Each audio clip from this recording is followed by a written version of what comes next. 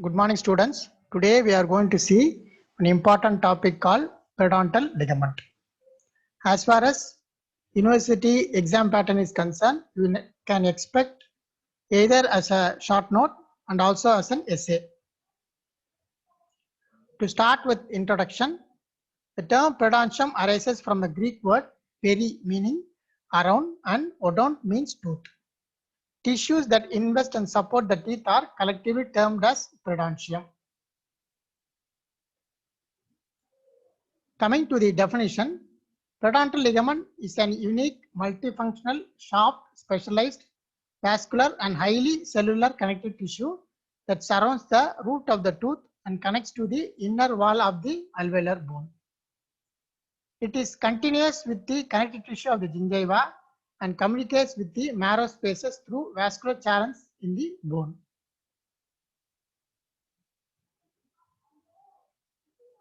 The other names of the periodontal ligament are periodontal membrane, alveolo-dental ligament, desmodont, pericimentum, dental periosteum, gomphosis.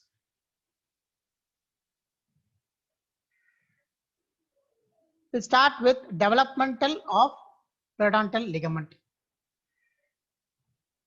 The enamel organ is surrounded by a condensation of ectomesenchymal cells called dental sac. The part of the dental sac immediately close to the enamel organ is called dental follicle. Once the Hetwick epithelial root sheath disintegrates, leaving behind the epithelial beds of Malleus, the cells of the dental follicle come close to the surface of the newly formed dentin.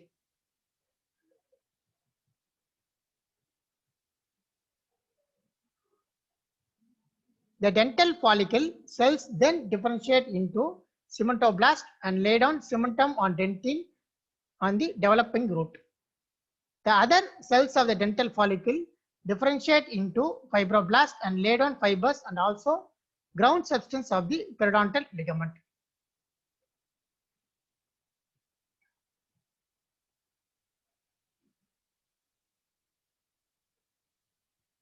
As the crown approaches to the oral mucosa during the tooth eruption, these fibroblasts become active and start producing collagen fibrils.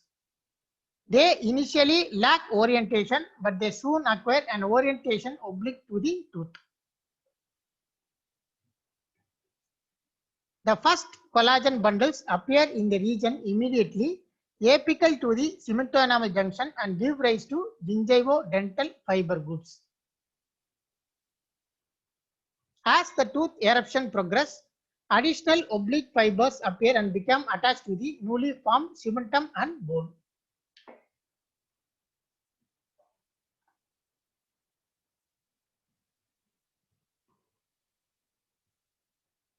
This is the pictorial representation of development of periodontal ligament.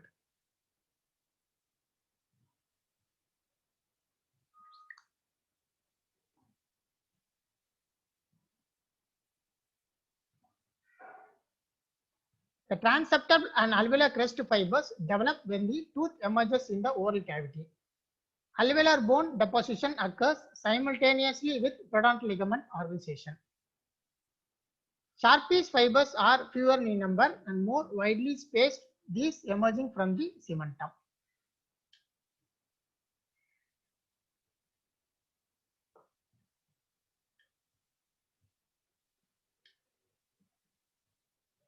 At the later stage, alveolar fibers extend into the middle zone to join the lengthening of the cemental fibers, attain the classic orientation, thickness and strength when the occlusal function is established.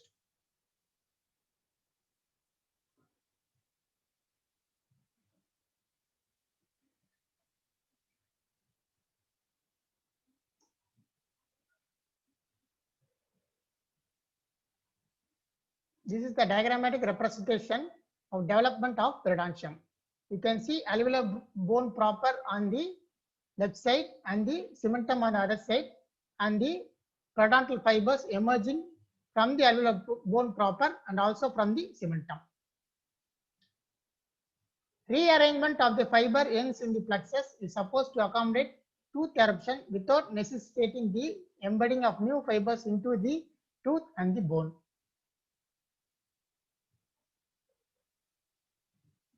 As the tooth eruption proceeds, the obliquity of the fibers gradually decreases and the position of the cemento-enamel junction, which is originally apical to the crest of the crypt, comes to the level of the crest and then coronal to the alveolar crest.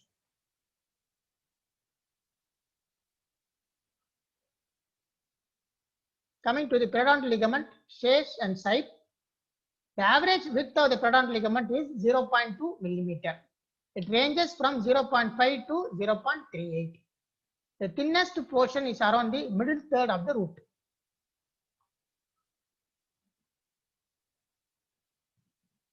As the age of 11 to 16 years, the approximate width is 0.2 mm. As the age advances, the width decreases. So 32 to 52 years, the width of the periodontal ligament is 0.18 millimeter. So the progressive decrease in the width occurs with increase of the age. The periodontal space is hourglass shape. The narrowest portion in the mid-root region near the fulcrum about which the tooth moves.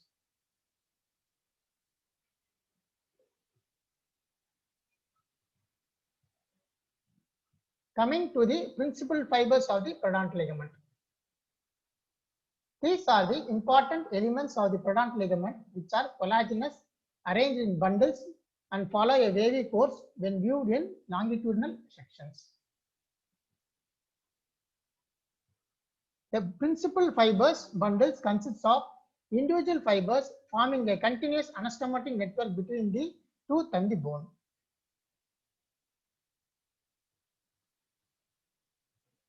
The principal fibers of periodontal ligament are transeptal group, alveolar crest group, horizontal group, oblique group, apical group and interradicular group.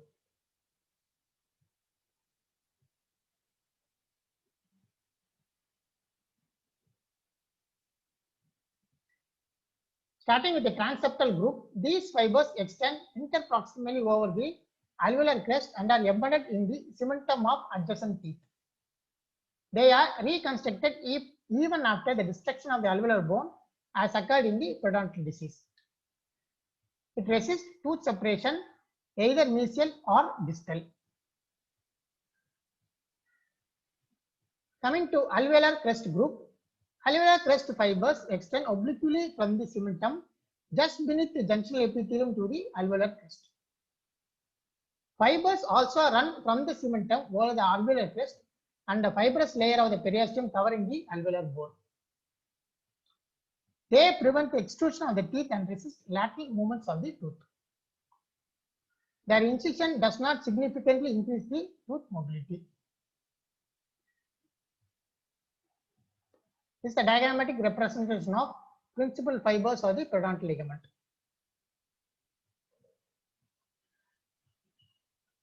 Coming to horizontal group, these group of fibers extend at right angles to the long axis of the tooth from the cementum to the alveolar bone. They resist horizontal and tipping forces. Oblique group fibers are the largest group in the periodontal ligament, extend from the cementum in a coronal direction obliquely to the bone. They bear the brunt of vertical masticated stress and transform them into tension on the alveolar bone. It is the largest principal fiber group. They resist apically directed masticatory forces.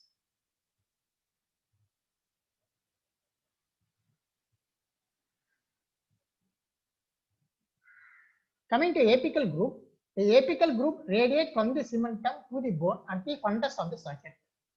They do not occur on incompletely formed roots.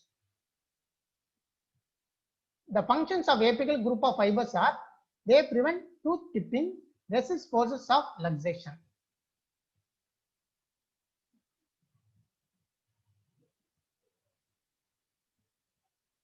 Interradicular fibers. These fibers fan out from the cementum to the teeth on the percussion areas of multi-rooted teeth. They resist forces of luxation and rotation.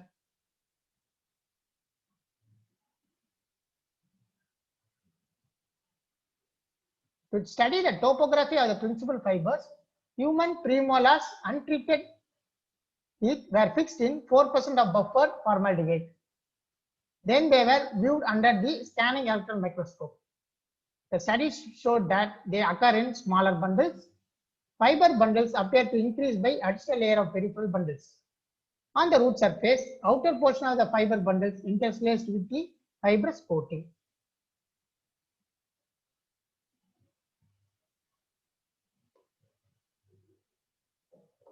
In demineralized sections, principal fibers bundles transverse in the cementum. Principal fibers connecting the Pradhan ligament were arranged in ladder-like fashion. At the cemento-dental junction, fibers ended as finger-like projection, rendering an irregular borders between the dentin and the cementum.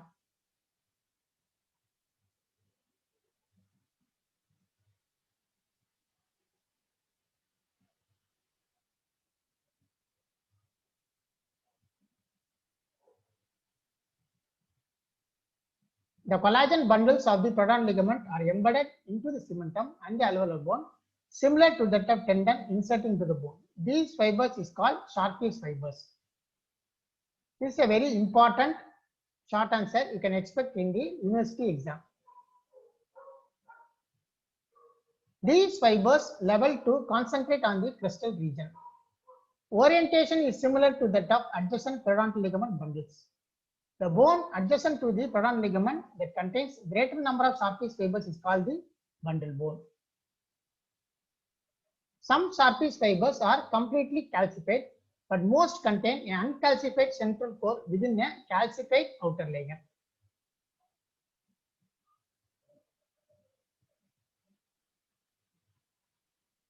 Intermediary plexus of periodontal ligament.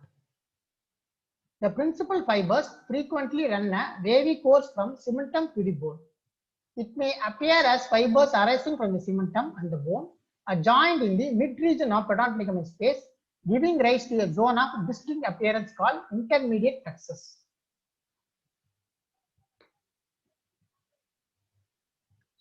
In addition to these fiber types, small collagen fibers in association with larger collagen fibers, these fibers run in all directions, forming a plexus that has been termed the indifferent fiber plexus.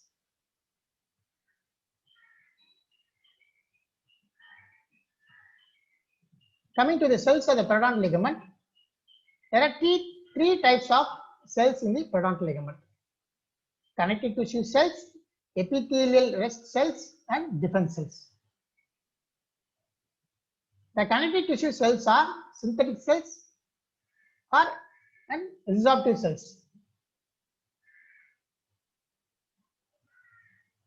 The synthetic cells are fibroblast, cementoblast, and osteoblast. The fibroblast produce the fibers, cementoblast deposits the cementum, and osteoblast deposits the bone. Resorptive cells are osteoclast, odontoclast, and cementoclast. The epithelial cells are epithelial rests of Malassez. Defense cells are macrophages, mast cells, and eosinophils.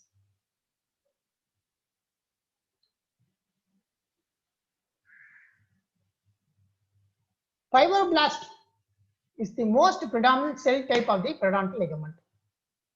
They are found between the fibers of the periodontal ligament, where they are surrounded by fibers and ground substance.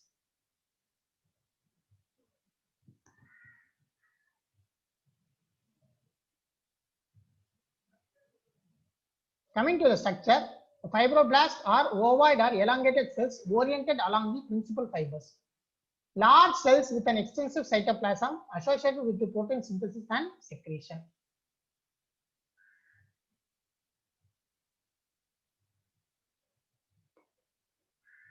The periodontal ligament fibroblasts are large cells with an extensive cytoplasm. They have well-developed cytoskeleton.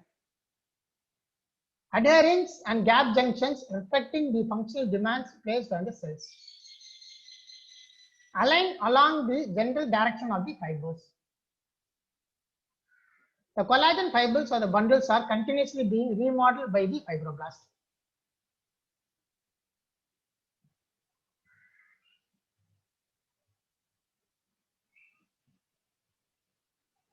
The remodeling of the collagen in the ligament is not confined to any intermediate zone, but occurs across the entire width of the periodontal ligament.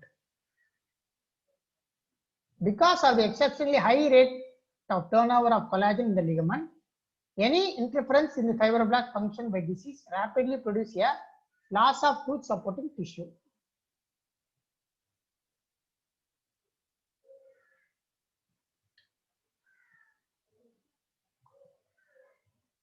Osteoblasts are found on the surface of the alveolar bone. The ultrastructure of the osteoblast is same as the osteoblast seen anywhere in the body. Bone forming cells are derived from the osteoprogenitor cells, seen on the surface of the bone, giving a epithelial-like appearance. The shape varies as oval, triangular, or cuboidal. Nucleus is ovoid and euchromatic. Cytoplasm is basophilic because of abundant rough endoplasmic reticulum, responsible for laying down the organic matrix of the bone, including the collagen fibers. Alkaline phosphatase present in the osteoblast is responsible for its mineralization.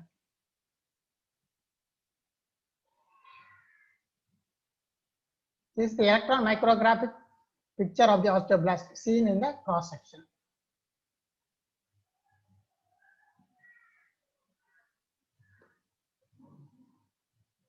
Coming to the functions, it maintains the integrity of the lacunae and canaliculi. Open the channels for diffusion of nutrition through the bone. Play a role in removal or deposition of matrix and calcium when required.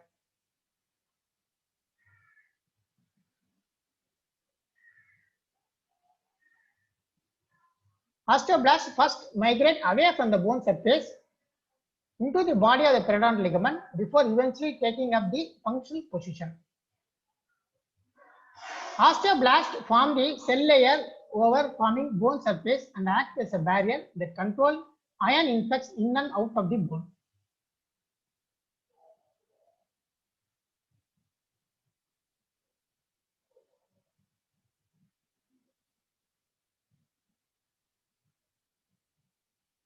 Coming to cementoblast, these cells are responsible for secreting the organic matrix of the cementum. Has distinct layer of cells on the root surface similar to the osteoblastic layer, but not regular in the arrangement.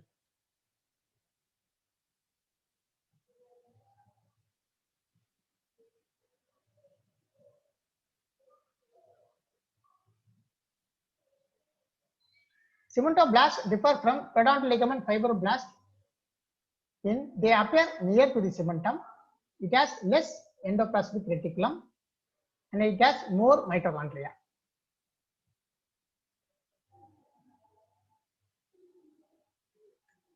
This is the diagrammatic representation of cementoblast.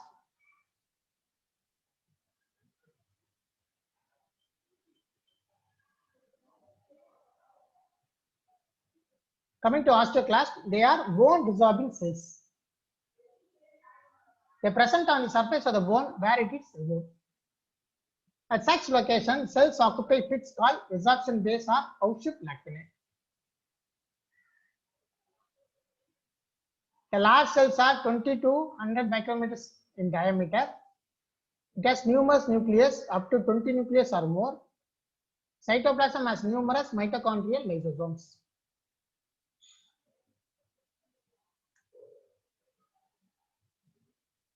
Osteoclasts are formed by fusion of mononuclear cells arising from the bone marrow. They do not cover the whole of resorbing surface at any one time. Rather, they service a much larger area by demonstrating considerable motility. It is inhibited by osteoproteogrin.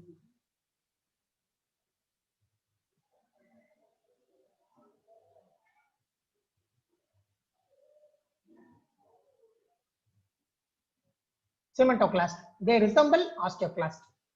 They are located in the house-shaped lacunae. Origin unknown but believed to same that of osteoclast. Since constant deposition of cementum occurs, these cells are not seen during normal functioning of the cementum.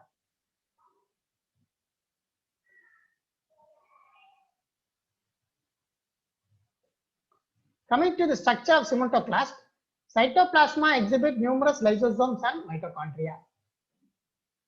The ruffled border part of plasma membrane lying adjacent to the bone. It has few ribosomes. It has less rough endoplasmic reticulum.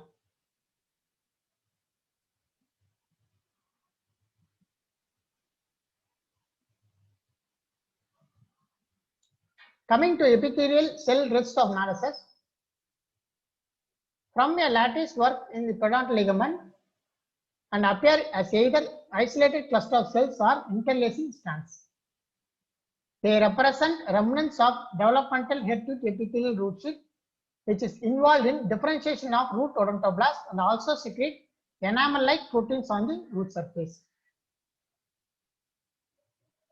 They are arranged in close packing of cuboidal cells completely surrounded by connective tissue cells.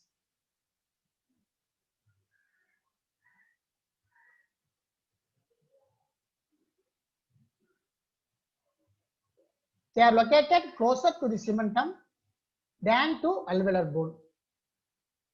Situated in the periodontal ligament at a distance of 15 to 75 micrometer from the cementum on the root surface. As age increases, the epithelial cell rests move vertically and are located mostly in the vertical region in the gingiva.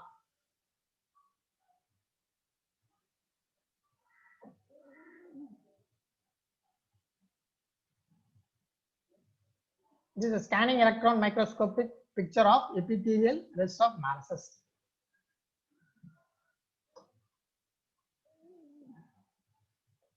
Related study shows after reimplantation, ankylosing and subsequent root resorption never occur when a periodontal ligament that contained epithelial cell rests was retained. These authors suggest that epithelial cell rest may be in the factor of limiting the resorption and play a role in the maintenance of periodontal ligament space.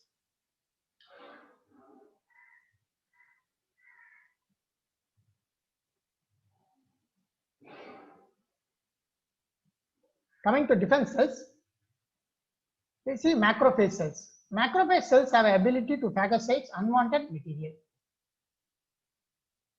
Macrophages are usually described as a fixed when it's attached to the fibers or as a motile. Fixed macrophages resemble fibroblasts, but free macrophages are rounded.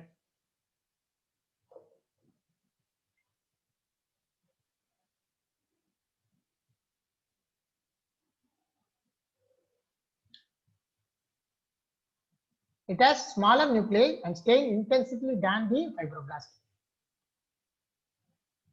They are all kidney shaped. Cytoplasm contains numerous lysosomes which help in digesting material phagocytes by the macrophages.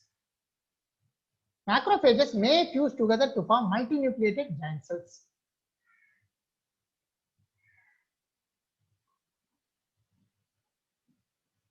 This is a scanning electron microscopic view of multivesiculated body of macrophage.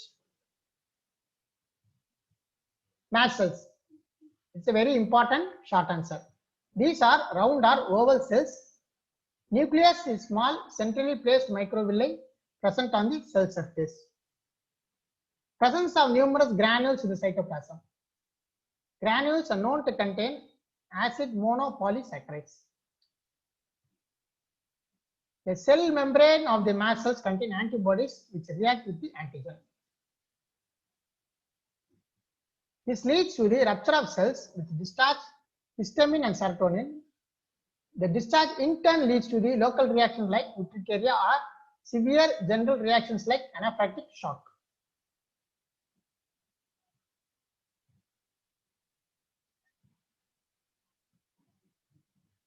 Extracellular substances. Number 1, connective tissue fibers, and number 2 is ground substance. Connective tissue fibers are collagen fibers, oxytocin fibers, reticular fibers, and elastic fibers.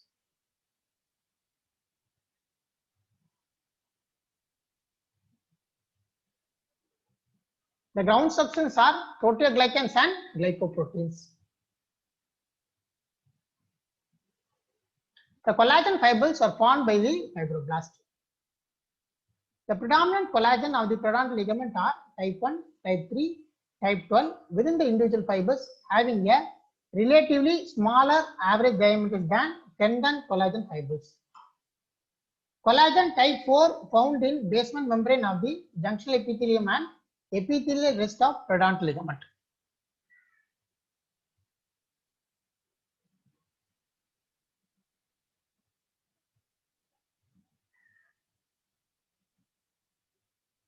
These fibers of the periodontal ligament have a structural requirement to withstand the intensive forces from mastication and to accommodate tooth eruption.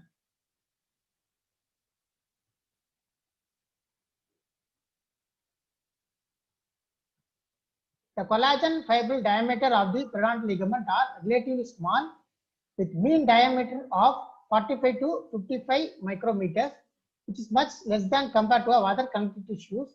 Example, the tendon fibrils, it has diameter more than 250 micrometers. The scanning electron microscopic view of collagen fibrils. Coming to the functional adaptation of the collagen fibers of the periodontal ligament. The internal orientation of the collagen fibers in connective tissue suggests that collagenous bundles could resist axially directed forces. The arrangement of majority of periodontal ligament fibers into the horizontal and obliquely directed groups may therefore be adapted to resist axial forces.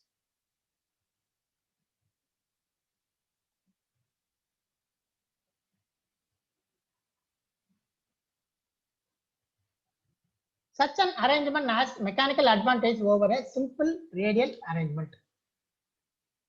The overlapping arrangement of the bundles may also advantageous in resisting intrusive forces as the axial displacement of the tooth tend to straighten out the fiber bundles and compress the blood vessels. You can see some immature forms of elastin, oxytolin and elanin. Oxytolin fibers run parallel to the root surface via vertical direction and bend to attachment to the cementum in the cervical third of the root, restricted to the walls of the blood vessels. They regulate the vascular flow and play a part in supporting the blood vessels of the periodontal ligament. From the three-dimensional meshwork that extends from the cementum to the peripheral blood vessels. It's important for the fibroblast adhesion and migration.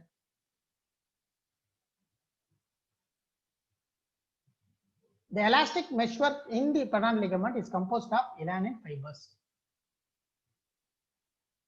This is the transmission electron microscopic view of oxytolin fiber in the cross section.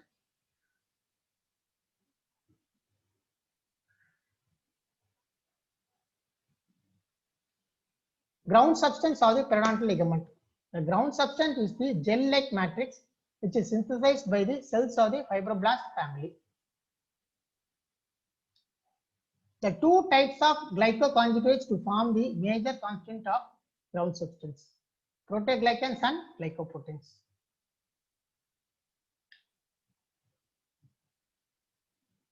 Proteoglycans composed of specific core of proteins to which one or more glycosaminoglycans chains are covalently attached to the sequence, usually the trisaccharide galactose and xylose.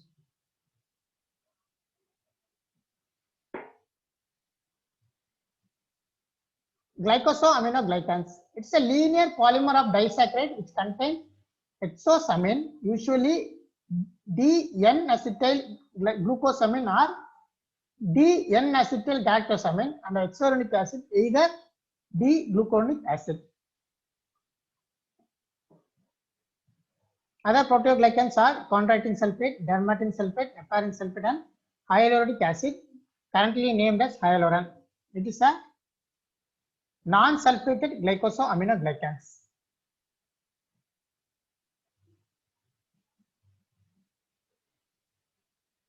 Keratin sulfate not seen in periodontal ligament but unique among glycosaminoglycans as it does not contain hexouronic acid.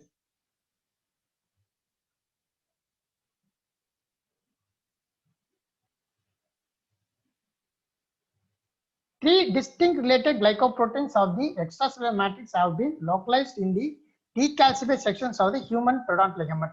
They are fibronectin, laminin, and tenascin.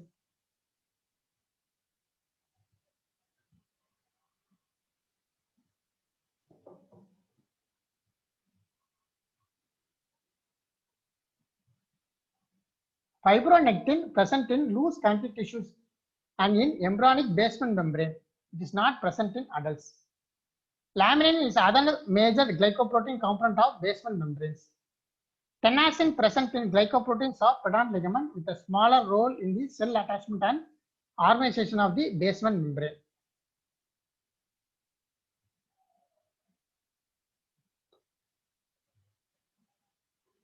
Coming to the vascular supply of the periodontal ligament. The blood supply to the supporting tissues of the teeth are derived from the inferior and superior alveolar arteries of the mandible and maxilla. It reaches the periodontal ligament via three sources.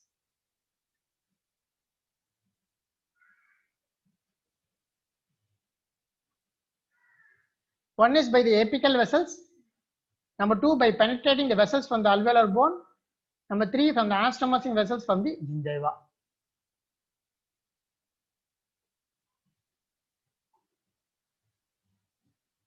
The branches of the apical vessels supply the apical region of the periodontal ligament before the vessels enter the dental pulp. The transalveolar vessels are branches of the intraseptal vessels that perforate the lamina dura and enter the periodontal ligament. The intraseptal vessels continue to vascularize the gingiva. The vessels within the periodontal ligament are contained in the interstitial space of loose connective tissue between the principal fibers and are connected in a net-like plexus that runs longitudinally and closer to the bone than the cementum.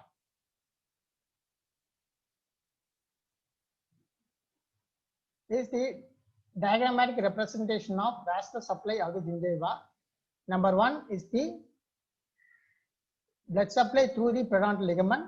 Number two is through the alveolar bone. Number three is through the surface of the periosteum.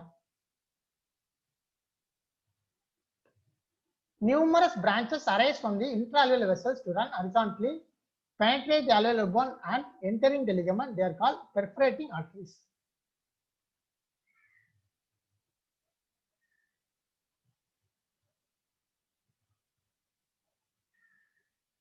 The blood supply increases from incisors to molars.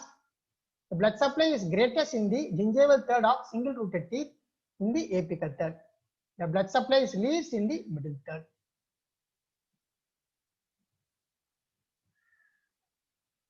Whereas the blood supply is equal in the apical and middle third in the case of multi-rooted teeth.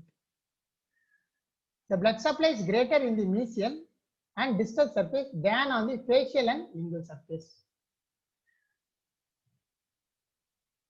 The blood supply is greater on the mesial surface of the mandibular molars than on the distal surface.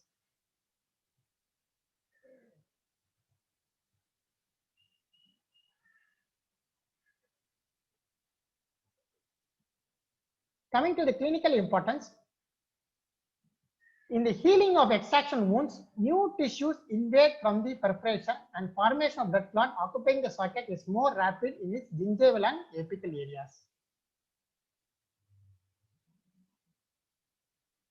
Within the ligament, the arteries occupy the areas of loose connective tissue called the interstitial areas between the principal fiber bundles. Vessels course in the apico-occlusal direction with numerous transverse connections.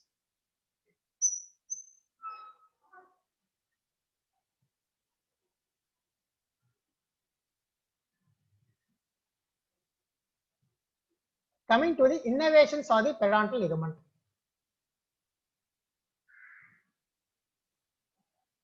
Small fibers in the periodontal ligament are particularly A delta and C fibers. The trigeminal nerve innervates the periodontal ligament through maxillary nerve or inferior alveolar branches.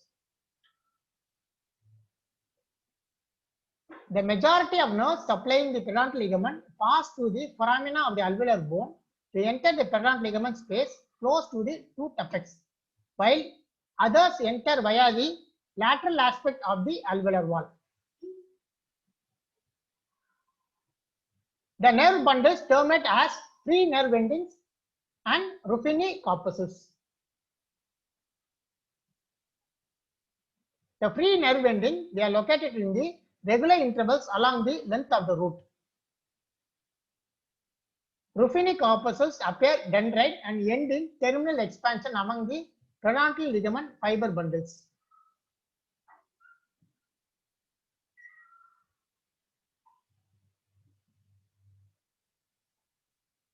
Coming to cementicles. These are calcified mass found in the periodontal ligament. These bodies found in the older individuals and they remain free. They may fuse into large calcified masses or they may be joined with the cementum.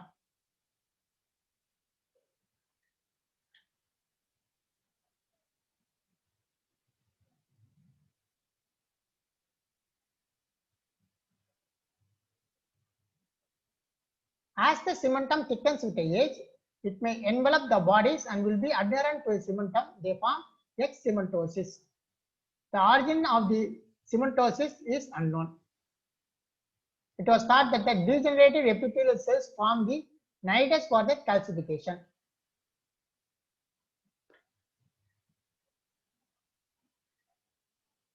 Coming to functions of the periodontal ligament.